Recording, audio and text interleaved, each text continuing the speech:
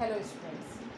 Dear students, in last video we have completed our chapter. The name of chapter is soil health. Okay. Students, in this chapter, soil we have done the all uh, topics of this chapter. Now I am going to revise all the topic again. So we are going to do the summary of this chapter and we will do the exercise also. Okay. In this chapter, the topics which are given there are the number one, soil we have already done. I am going to explain it again. Humus is there, weathering is there, percolation rate is there, water absorbing capacity is there, types of soil we have studied, water retention and the soil profile, and another one is the soil erosion. So I am going to explain these one by one again.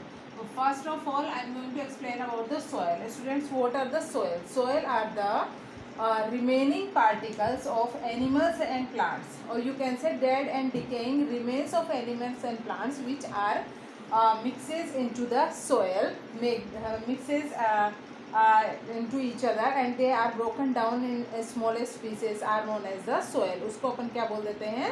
Soil बोल देते हैं, जिसकी definition हम already कर चुके हैं. ठीक है. उसके बाद आता है ह्यूमस. ह्यूमस क्या होता है? We have studied about humus in another chapter also. The humus is that when the dead and decaying remains of animals and plants are mixes into the upper layer of the soil and make it blackish in color and provide the nutrients to the plants for the further growth. ये क्या रहता है? जब animals और plants remains है वो क्या रहते हैं, कई बार वो एनिमल्स डेड हो जाने के बाद में और प्लांट्स है वो डिस्ट्रॉय हो जाने के बाद में किस में मिक्स हो जाते हैं? मिट्टी में मिक्स हो जाते हैं और उसके अंदर मिक्स होके वो स्मॉलेस्ट पार्टिकल में कन्वर्ट हो जाते हैं. और वो जो स्मॉलेस्ट पार्टिकल्स होते हैं वो एक तरह से मिट्टी को फिर से they provide the nutrients again for the growth of the plants. तो वो न्यूट्रिएंट्स प्रोवाइड करते हैं जिससे प्लांट है वो अच्छे से ग्रो कर पाए. तो उसको अपन ने क्या बोला था? यहाँ पे ह्यूमस बोला है हमने. After that, weathering. Soil is formed by the weathering of rocks. Soil जो बनती है वो किससे बनती है? Rocks की weathering से बनती है. Weathering of rocks क्या होता है? देखो, the breakdown of the rocks by the chemical and physical action. Okay, the breakdown of rocks into smallest pieces by the action of you can say या chemical या physical action of environment. Environment में जो भी physical action होते हैं या chemical action भी होता है उससे क्या होता है? जो रॉक्स जो होती हैं they are break down into smallest pieces. Okay, कैसे?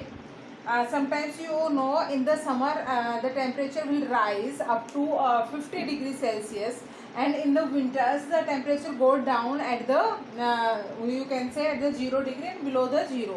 Means sometimes the rocks on the rock surface there is a ice all over there and sometimes they are expands because of the loads of heat on it. कई बार के sunlight direct उनके ऊपर गिरती है और कई बार क्या होते हैं रॉक्स पार्टिकल पे कभी आइस गिर रही है, कहीं उस पर क्या हो रहा है आइस गिर रही है. तो ये आइस गिरी है तो वो क्या हो जाएंगी? They are come in contract. ये क्या हो जाएंगी? सिकुड़ जाएंगी. And when there are summer is there the sunrays fall directly on the rocks. Rocks के ऊपर गिरेंगी तो ये क्या हो जाएगी? They will expand. क्या होंगी? एक्सपेंड होंगी. Sometimes the rock will expand, sometimes they are in contract. Because of the contraction and expansion they have the cracks in it. इनके बीच में क्या आ जाते हैं? cracks आ जाते हैं. And because of the rain sometimes there will be the because of the pollution there will be acid rain also. तो acid rain अगर गिरती है तो कौन सा एक्शन होता है? केमिकल एक्शन होता है. और अगर नॉर्मल रेन भी आती है तो फिजिकल एक्शन होता है. ये because of the you can से लार्ज स्पीडी विंड्स है ना, बहुत तेज़ जो विंड्स आती हैं उसकी वजह से वो टकराती हैं और उस स्मॉलेस्ट पार्टिकल में कन्वर्ट हो जाते हैं. कई बार क्या है जो भी है बारिश होती है वो आइस की फॉर्म में भी होती है, हेल्स गिरते हैं उनके ऊपर, कई बार है पार्टिकल्स उसके ऊपर जो भी वेजिटेशन है वो आपस में टकराती है, पत्थर हैं वो लुढ़क के एक दूसरे से आते हैं तो इससे ये टुकड़ों में टूट जाएंगे. They are come down in the form of smallest pieces and mixes in the water and they are collect at the bottom of the rocks के बॉटम में जाके कलेक्ट हो जाते हैं। फिर जब बारिश वगैरह आती है या वहाँ से रिवर्स आती हैं तो वो जाके उसमें मिक्स हो जाती हैं और वहाँ उनके बैंक्स पे जाके कलेक्ट हो जाती है। तो ये कहलाता है weathering of rocks. Got it?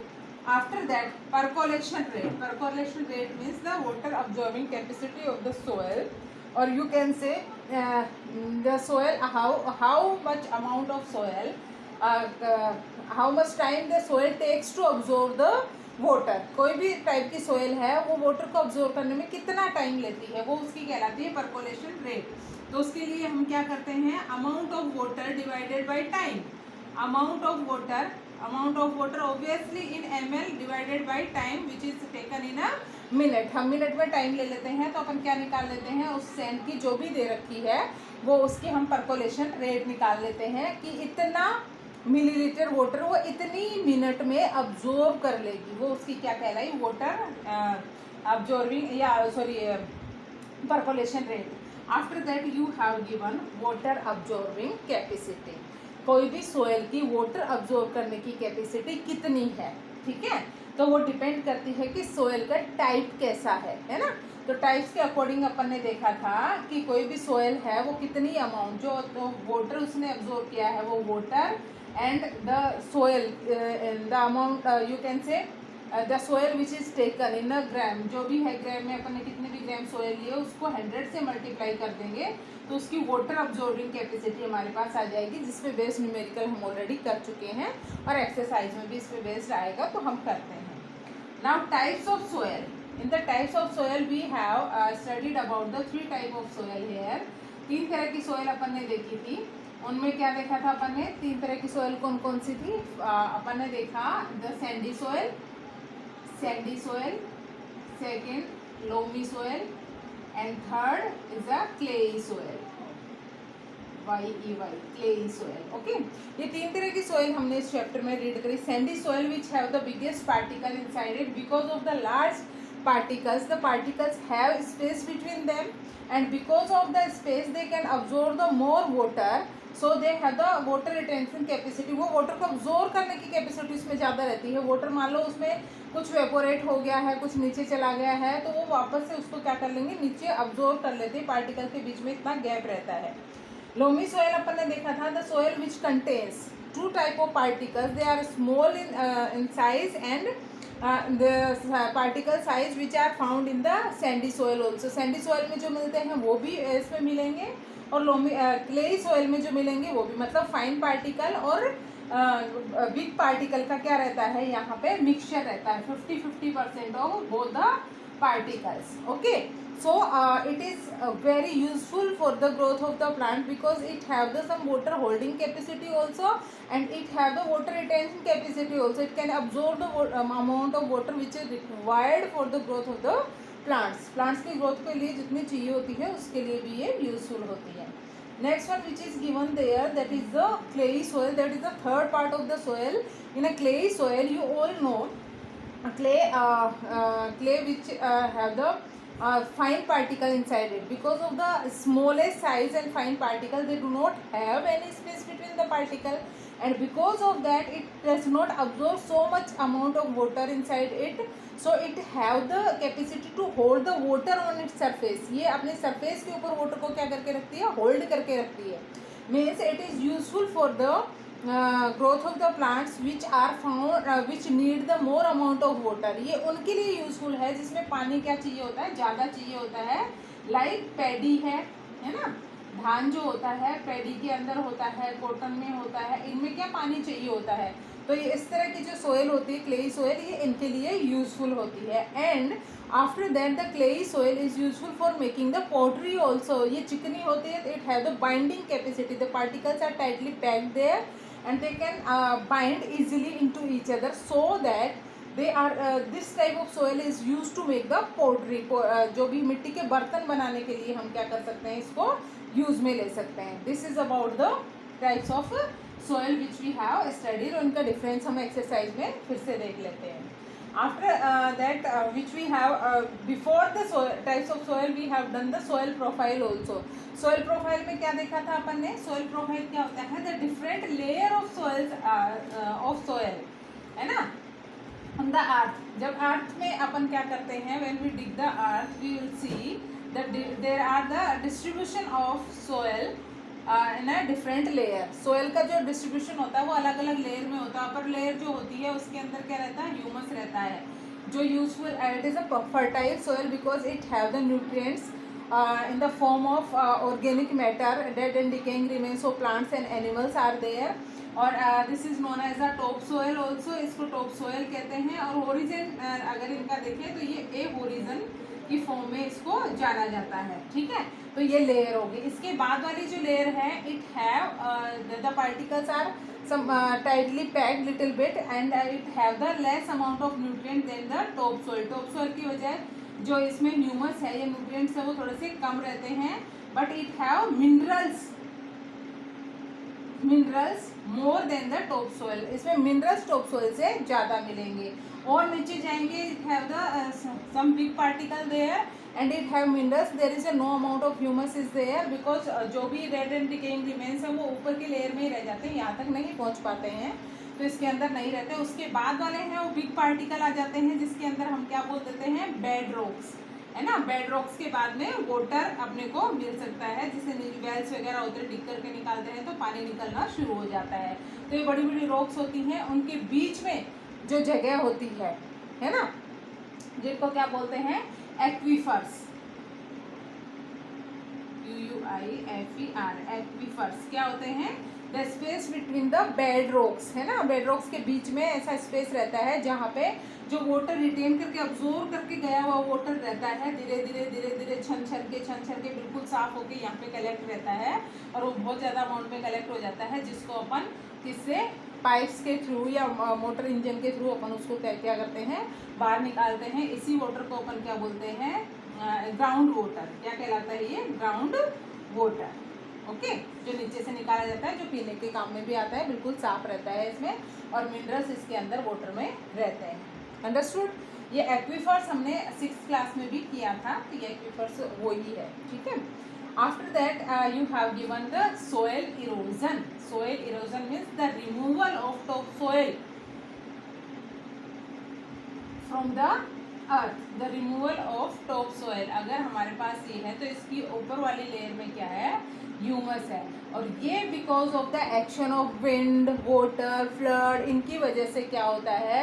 अगर ये लेयर है ये उड़ के चली जाती है कहीं दूसरी जगह तो यहाँ की जो फर्टाइल सोयल है वो हट जाएगी. यहाँ पे वेजिटेशन ग्रो नहीं कर पाएगी. इस प्रोसेस को क्या बोलते हैं? सोयल इरोजन बोलते हैं. How we can prevent the soil erosion. अब सोयल इरोजन को प्रिवेंट कैसे किया जा सकता है? We all know by the planting more and more trees. हम ज़्यादा से ज़्यादा क्या करें? पेड़ लगाएं, है ना. ज़्यादा से ज़्यादा पेड़ लगाएं because the trees can bind the soil in their roots. Okay, वो अपनी रूट्स में क्या करके रखते हैं? सोयल को बाइंड करके रख सकते हैं. Because of that there will be the less effect of the flood और the you can say wind speed. ज़्यादा अगर हवाएं वगैरह चलेंगी तो ये जो रूट्स हैं वो इतना टाइट पकड़ के रखती हैं उस मिट्टी को कट के जाने नहीं देंगी. तो इससे अपन बचा सकते हैं. ठीक है. तो लार्ज एरिया में क्या करना चाहिए? ज़्यादा से ज़्यादा प्लांट्स लगाने चाहिए. या हम ये कह सकें कि जगह जगह बीच में डैम्स वगैरह बना देना चाहिए जिससे मिट्टी कट के जाए नहीं, वो मिट्टी उसी एरिया के अंदर रुक जाए और पानी निकल के जाए, ऐसा स्पेस बना देना चाहिए.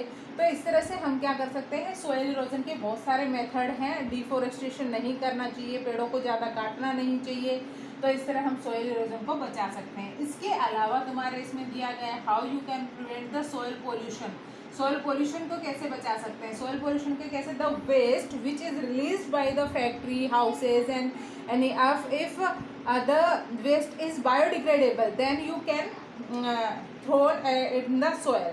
अगर बायोडिग्रेडेबल है तो मिट्टी में उसको डाल सकते हैं जिससे वो क्या हो जाएगा? बायोडिग्रेड स्मॉलेस्ट पार्टिकल में कन्वर्ट हो जाएगा, मिट्टी में मिक्स होके. It provide the nutrients which are useful for the further growth of the plant, जो फर्दर ग्रोथ के लिए यूजफुल हो जाएंगे. But if you release a plastic material which are non biodegradable, they are mixes into the soil and they make the different layer on the soil, and the soil does not have the space between them, and it is failed to grow the plants. ये soil जो होगी नीचे plastic है तो ना तो water absorb कर पाएगी ना मिनरल्स अब्जॉर्ब कर पाएगी।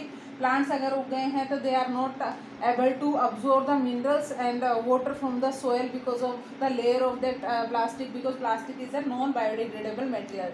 सो we should not throw the plastic into the soil. We should make the different pits for that, and we should collect it for the reuse. Okay, उसको reuse के लिए collect कर लिया जाए recycling के लिए, जो अपन ने 3R method, 4R, 5R reuse, recycle ना, ये जो मेथड अपन ने पढ़े थे तो ये अपन कर सकते हैं। इसको रीयूज़ करें, रिसाइकल करें, है ना।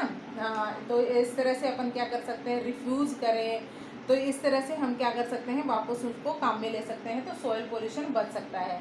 पॉलीथीन बैग्स वगैरह हैं, we should reduce the use of that type of material like polythene bags etcetera. Okay, and we should not throw, even the factory waste should be treated before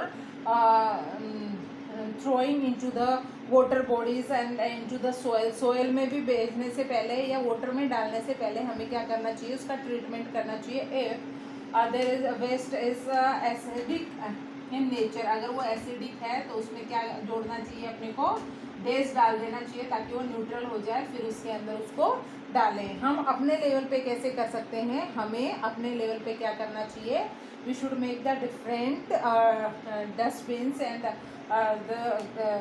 the pots for the garbage collection, like the in one you can throw the organic matter like the fruit peels, vegetables peels, and another you can collect the polythenes, plastics, the glass pieces etc. जो biodegrade नहीं होते हैं तो उनको हम क्या करें, अलग से कलेक्ट करके जो होकर्स आते हैं लेने के लिए, जो रिसाइकलिंग के लिए लेके जाते हैं, उनको हमें उन्हें सेल कर देना चाहिए। इस तरह से हम क्या कर सकते हैं, सोइल पोल्यूशन को से बचा सकते हैं। तो बाहर हमें इस तरह की गंदगी नहीं फैलानी चाहिए। तो ये हो गया हमारा सोइल पोल्यूशन से हम बच सकते हैं। अब हम बात करते हैं एक्सरसाइज की। Students, in this chapter you have given the exercise that is the in addition to the rock particles the soil content. जो रॉक पार्टिकल्स इसमें ऐड होते हैं मिट्टी में, उसमें क्या क्या हो सकता है, air and water, water and plants, mineral, organic matter, air and water. तो obviously all things are there, इसमें सारी चीज़ें हो सकती हैं। The water holding capacity is the highest in the obviously in the clay soil because it have the smallest particle in it. फिर इसके बाद ये मैचअप्स दे रखे हैं जो हम इसमें बुक में ही करेंगे। Explain how soil is formed. Soil is formed by the weathering of rocks, and the weathering of rocks अपन ने अभी पढ़ा है क्या होती है। I will provide the answer to you. How is clay soil useful for the crops. Clay soil have the capacity to hold the water for a long period of time, so it is useful for the crops that need the more amount of water. जिनको ज़्यादा पानी चाहिए उनके लिए ये useful होगी, तो हम ये बता देंगे। This is the difference between clay and sandy soil. Clay soil have the fine particles and particles are tightly packed. They have not space between them, and you can say it have the water holding capacity more than the other soil. Sandy soil have the biggest particle in it, so they have the so much space between the particle and air gaps are there, so it absorb the more water inside it. तो इसकी जो percolation rate होती है वो ज़्यादा होती है। इसके as the cross section of the soil and label the various layer. अपने को जो प्रोफाइल है सोयल प्रोफाइल वो बनानी है different, A origin, B origin, which is given in the book in this answer. Here is given the Razia conducted the experiment field related to the rate of percolation. एक खेत में उसमें क्या डाला, उसने अपने फील्ड में 200 ml वाटर डाला है और उसने 40 मिनट में अब्जॉर्व कर लिया, तो उसकी परकोलेशन रेट बतानी है। सो ऑब्वियसली 5 मिलीलीटर पर मिनट में अब्जॉर्व किया उसके फील्ड ने, है ना, पर मिनट। ये उसकी क्या आ जाएगी, percolation rate. I will provide this answer perfectly. Okay, after that in 9th explain how soil pollution and soil erosion could be prevented. We have done this 2 points in the topics also, soil pollution और ये अपन कैसे कर सकते हैं। So you have to do this. After that you have given a puzzle and you have a cross section and down section in the puzzle, so you have to do that puzzle in the book only. Okay, and the another question, like the tick the correct answer. Question number first, second and third you have to do in book only, and after that the remaining, that is the fourth, fifth, sixth, seventh, eighth and ninth, you have to do in the notebook.